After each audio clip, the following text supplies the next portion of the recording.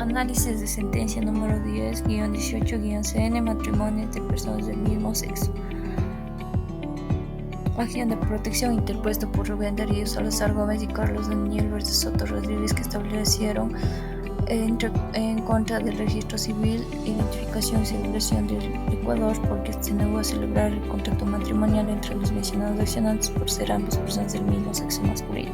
relativa a la consulta de constitucionalidad de los artículos 81 del Código Civil y 52 de la Ley Orgánica de Gestión de la Identidad y Datos Civiles. Los métodos de interpretación utilizados por la Corte Constitucional en el presente caso: el método evolutivo o dinámico, el test de ponderación y el sistemático.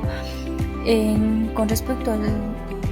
método de interpretación evolutivo, la Corte Constitucional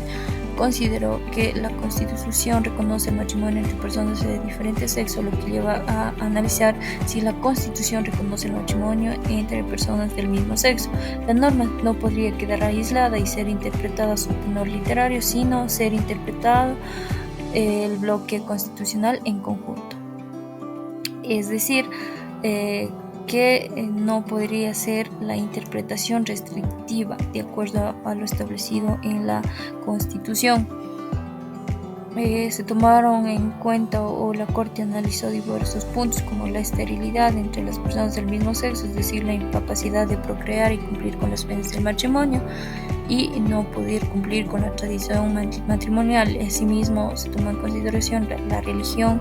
católica, de que la naturaleza del matrimonio se basa entre el hombre y la mujer creada por Dios. La Corte Constitucional analizó de que al ser la sociedad evolutiva y estar en constante cambio, la norma debe adecuarse a la necesidad de la sociedad. Con respecto al test de ponderación, la ponderación coadyuva al legislador a dar una correcta solución al problema jurídico y se toma en consideración diversos derechos, como el derecho a la igualdad, la libertad, que apoyan la existencia del matrimonio entre las personas del mismo sexo, y la interpretación sistemática, ya que la Corte toma en consideración los derechos convencionales, es decir, los derechos reconocidos en los instrumentos internacionales, los derechos fundamentales o derechos humanos. La ratio decidendi. Dentro del problema jurídico 1, la Corte concluyó que nuestra Constitución reconoce el derecho de las parejas del mismo sexo a que el legislador instituya, esto es, haga posible y regule para ellas el matrimonio, otorgándoles con dicha institucionalización el poder jurídico de casarse, y consiguientemente el legislador está obligado a hacerlo. La ratio decidendi en el problema jurídico 2, si se trata entonces de una ley que contraviene la Constitución, por lo que es necesario que la Corte declare la inconstitucionalidad de la norma legal cuestionada y por lo tanto de los antes referidos fragmentos de las disposiciones jurídicas cuestionadas.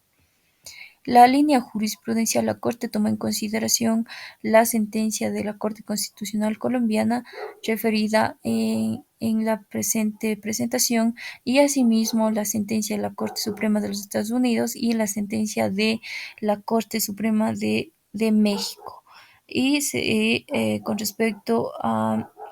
la sentencia de la Corte Constitucional, sentencia número 10-18-CN, en donde establece que en el Código Civil, artículo 81, el matrimonio es un contrato solemne por el cual dos personas se unen con el fin de vivir juntos y auxiliarse mutuamente, es decir, que reconoce el matrimonio entre las personas del mismo sexo. Las citas jurisprudenciales: la Corte toma en consideración a la Comisión Interamericana de Derechos Humanos, el amparo de revisión 263-2014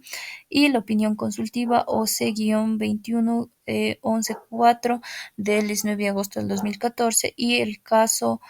ATA, Rifjo y Niñas versus Chile, y el caso Duque versus Colombia.